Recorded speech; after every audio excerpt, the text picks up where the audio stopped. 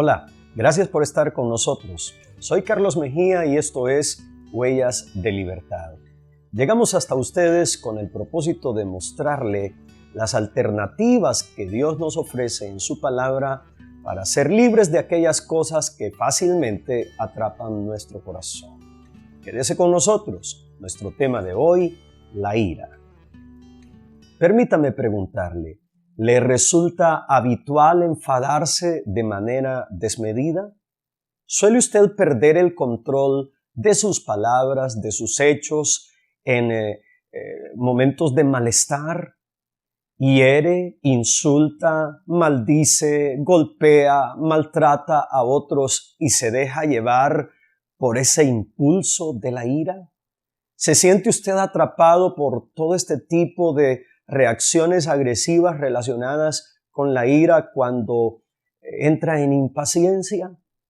Al contestar algunas de estas preguntas, o quizás todas ellas, llegaremos a la conclusión de que todos en algún momento hemos sido atrapados por la ira. Todos en algún momento nos hemos sentido llenos de ira.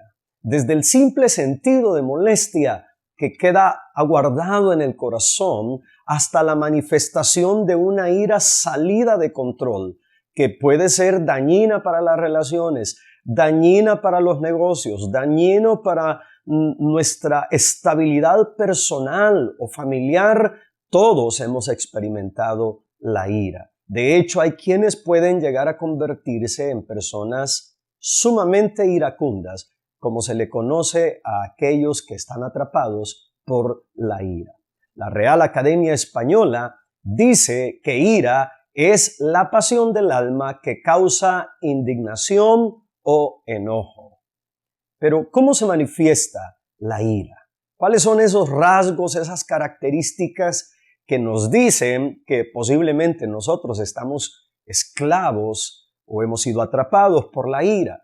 Veamos algunos de ellos. Nos airamos o hay ira en medio de nuestro corazón o de nuestro ambiente cuando quedamos atrapados en la sensación de malestar en relación con algo. Quizás ese es el inicio de las cosas. La ira trae consigo una escasa actitud de tolerancia. No solo es la molestia en relación con algo, luego puede convertirse en una actitud de escasa tolerancia frente a personas o a situaciones que nos parecen amenazantes. Hay ira también cuando estamos a merced de un claro sentido de impaciencia. El padre, la madre que fácilmente le grita a sus hijos, el esposo, la esposa que pierde el control, puede ser el jefe o la persona encargada de un departamento en asuntos laborales. Cualquiera que sea nuestro nivel de relación, si hay este tipo de manifestaciones, son advertencias de que la ira pudiera estarnos atrapando. Así como el deseo de salir de un lugar, porque cuando abordamos esto de la ira, no pensemos solo en la explosión que la ira conlleva, sino que a veces se manifiesta por el deseo de salir de un lugar, no querer ver más a alguien, aún quedarnos callados, subir el tono de la voz, revelan ira. Así se manifiesta la ira. Pero veamos, ¿qué dicen los expertos? ¿Cómo lo ve la gente? Pues me gustaría comentarle que la Fundación para la Salud Mental del Reino Unido dice acerca de la ira que ésta estimula el sistema nervioso, que incrementa el ritmo cardíaco, que la presión sanguínea en nuestro ser se dispara, ese flujo sanguíneo hacia los músculos y los niveles de azúcar, la transpiración, todo aumenta. Es más, ellos dicen en su estudio que la producción de adrenalina aumenta y nuestra forma de pensar finalmente se altera, porque ¿quién de nosotros en un ataque de ira no ha percibido que su mente divaga en cosas que no debería considerar hacer, pero en el momento de la ira se manifiestan, según el estudio en el Reino Unido? Además, otros estudiosos del tema dicen que el 65% de ataques de ira se producen en el contexto de las relaciones personales. Es decir, en casa, con nuestros cónyuges, hijos, con los más cercanos. Y solo el 18% de manifestaciones de ira, de ataques de ira, se da en ambientes de estudio o de trabajo. ¿Qué le parece este dato? 65% de ataques de ira son en ambientes de relaciones cercanas y solo el 18% son ataques de ira que nosotros podríamos manifestar en el estudio o en el trabajo. Esos datos fueron obtenidos de un equipo de profesores en España, de diversas universidades que hicieron este estudio. Pero otro estudio dice que la ira es un mecanismo de defensa. Algunos estudiosos han llegado a esta conclusión, que es un mecanismo de defensa que sobró de nuestros antepasados de las cavernas. ¿Qué piensa usted?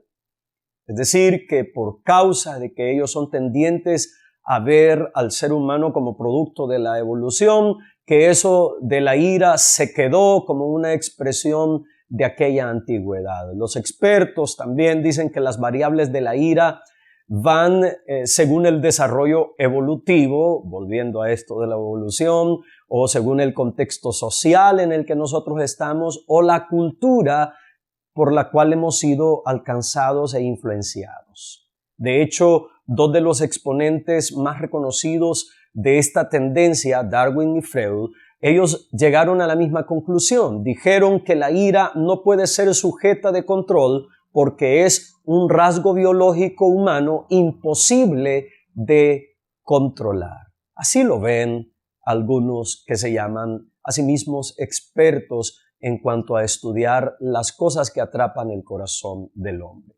Yo le invito a que se quede con nosotros, porque al regreso echaremos un vistazo a la perspectiva bíblica, cómo lo ve Dios, cuál es la perspectiva divina acerca de la ira. Conocer.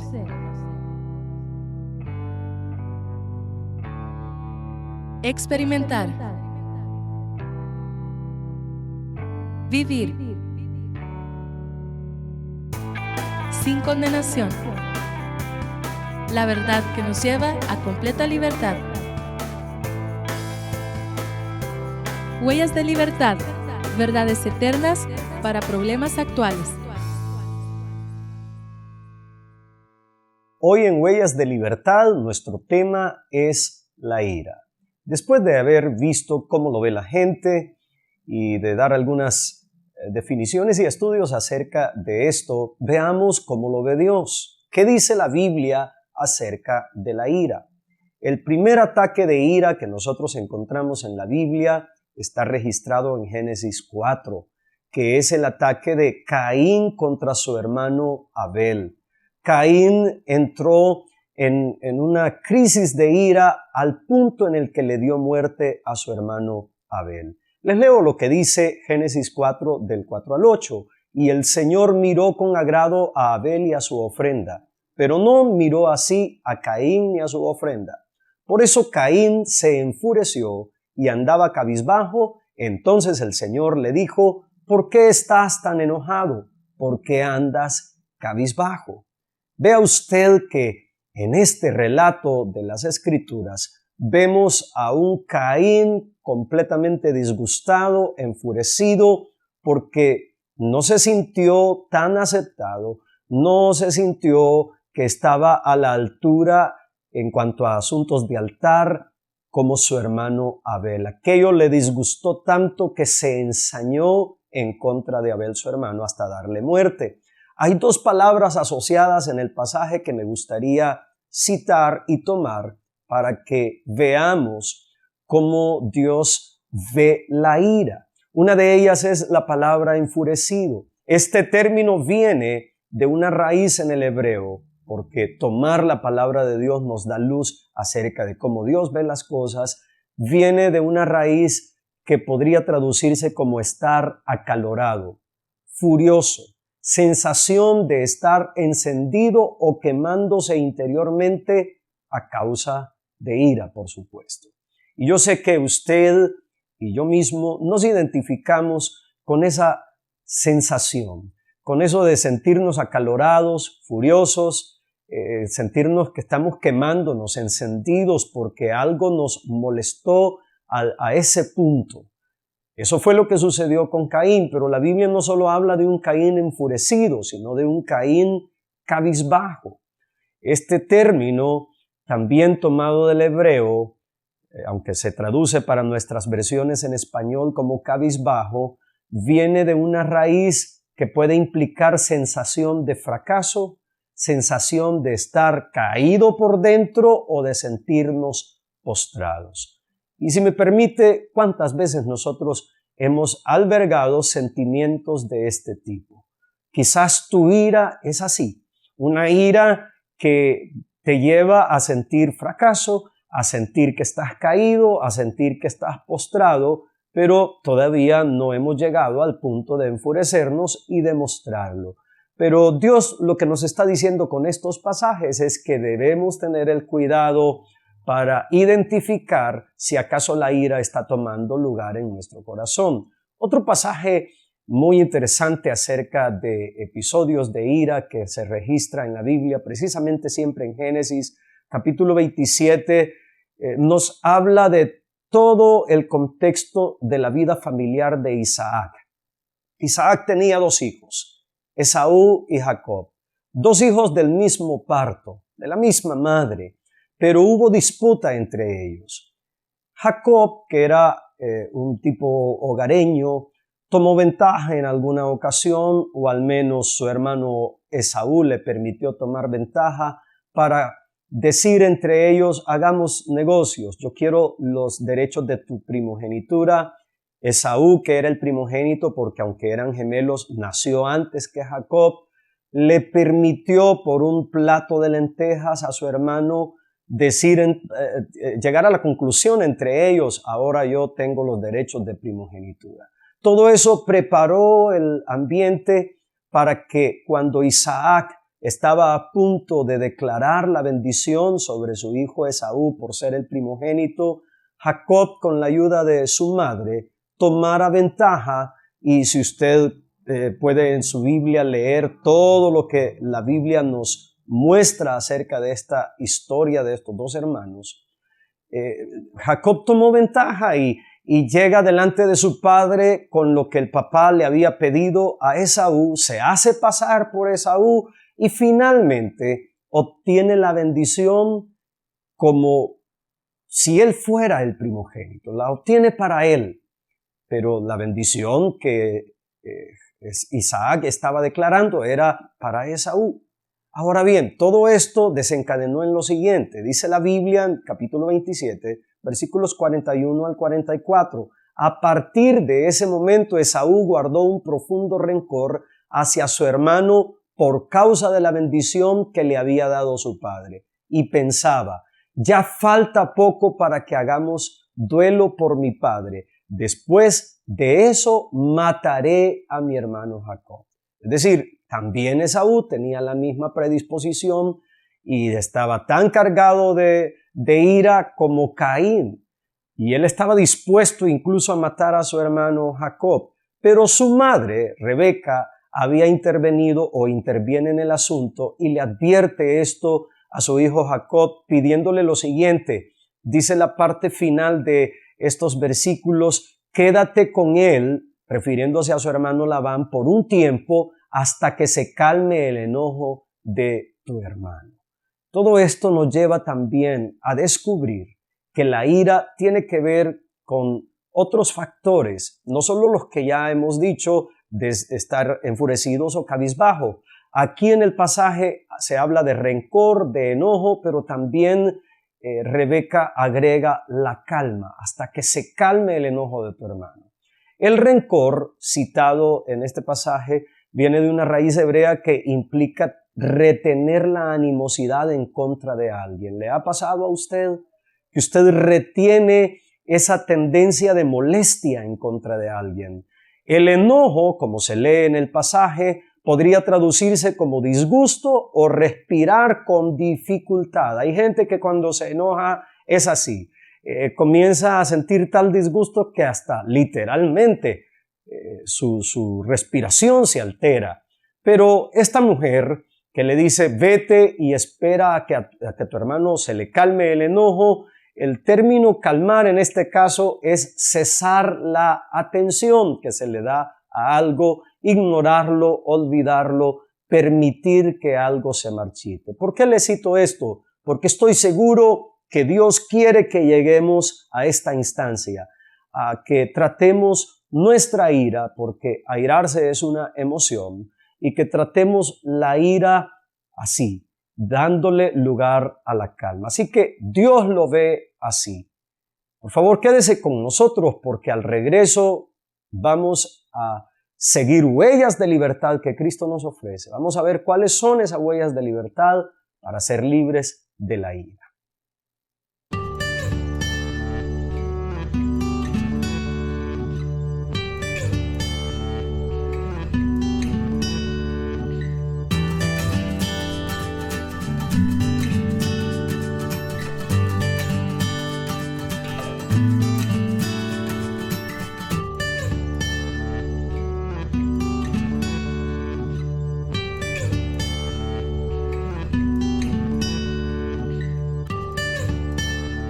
En nuestra entrega de hoy nos hemos ocupado de hablar de la ira, esa pasión del alma que causa indignación o enojo, como lo define la Real Academia Española. Y decíamos que nuestro corazón muchas veces queda atrapado en sensación de malestar que se sale de su medida y se convierte en ira, que a veces tenemos actitud de poca tolerancia frente a los que nos molestan o que nos sentimos amenazados, que muchas veces podemos tener diversas expresiones de ira por causa de que estamos impacientes o irritables. Pero también vimos que Dios tiene algo que decir acerca de la ira. Y lo más importante que podemos descubrir en la palabra de Dios sobre este tema es cómo ser libres. ¿Cuáles son las huellas de libertad que Cristo nos ofrece?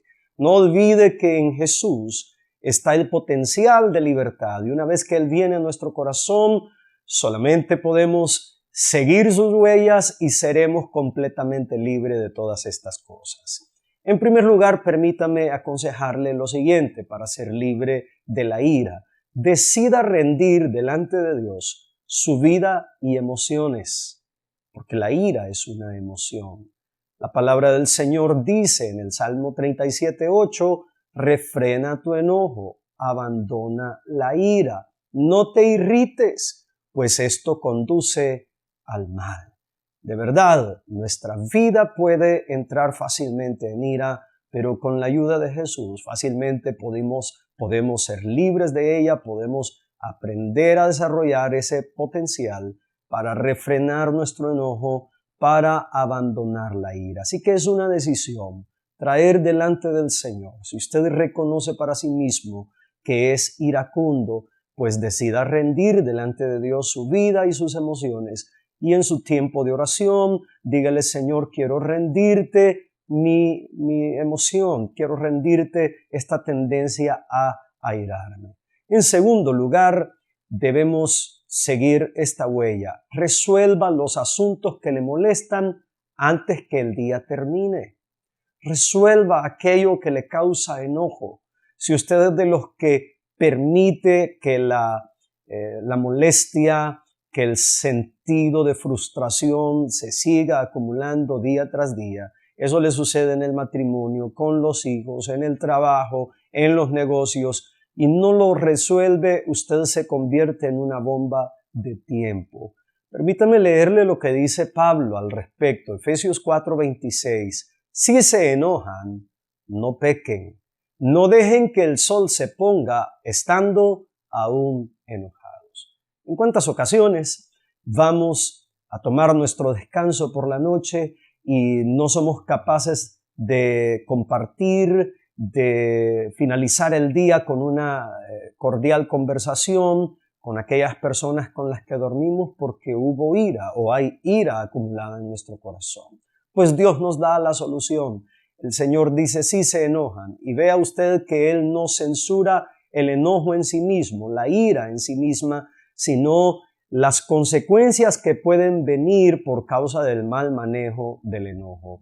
Si caemos en ira, no permitamos que esto se vuelva la mejor excusa para ofender o para mantenernos sin hablar con alguien por muchos días. Así que resuelva los asuntos que le molestan antes que el día termine. Con la ayuda de Jesús se puede. Y en tercer lugar, permita que Dios le ayude a encontrar el balance entre calma y enojo. ¿Por qué le digo esto? Le hablé de aquel episodio entre Esaú y Jacob, y Rebeca, la madre de ambos, interviene para aconsejar a Jacob y le dice: quédate con mi hermano por un tiempo, quédate con él hasta que se calme el enojo de tu hermano. ¿Por qué cito esto? Porque a veces hay algunos niveles de ira que van a requerir de nosotros que nos demos tiempo, que usted se permita pensar el asunto, que usted se permita, sobre todo si es un enojo que usted guardó por mucho tiempo, pues con la ayuda de Dios encuentre el balance entre calma y enojo. Permita que Dios utilice el tiempo a favor de su vida. ¿Permanece usted enojado con alguien después de meses, después de semanas, después incluso de años? ¿Cuántas veces hemos escuchado que familiares cercanos dicen: tengo tanto tiempo de no hablar con mi madre, de no hablar con mi padre, con mi hermano? Pues con la ayuda de Dios usted puede ser libre de la ira. Le he dado 3 consejos, 3 huellas de libertad que usted puede seguir para liberarse de la ira. Primero, decida rendir delante de Dios su vida y sus emociones, incluida la ira, por supuesto. En segundo lugar, resuelva los asuntos que le molesten antes de que el día termine. Y por último, con la ayuda de Dios, encuentre el balance entre calma y enojo. Le invito a orar para que apliquemos estos principios en nuestra vida. Señor, te pedimos, por tu gracia, por tu amor y tu misericordia, que tú nos permitas rendir las emociones, traer cada día nuestras emociones delante de ti y no quedar atrapado en ninguna de ellas, mucho menos en la ira, Señor, que nos lleva a ofender, que nos lleva a perder el control. Señor, hoy queremos resolver que los asuntos que nos provoquen molestia serán, Padre, atendidos día a día, que no permitiremos que eso nos lleve a acumular furia, a acumular enojo. Y Padre, oramos para que nos ayudes a encontrar con el buen uso del tiempo el balance entre calma y enojo, como lo hizo Rebeca aconsejando a su hijo Jacob. Gracias, Dios. Amén. Esto ha sido Huellas de Libertad. Le invitamos a ver el próximo programa de esta serie para que juntos aprendamos a desarrollar el potencial que Cristo nos da para seguir Huellas de Libertad.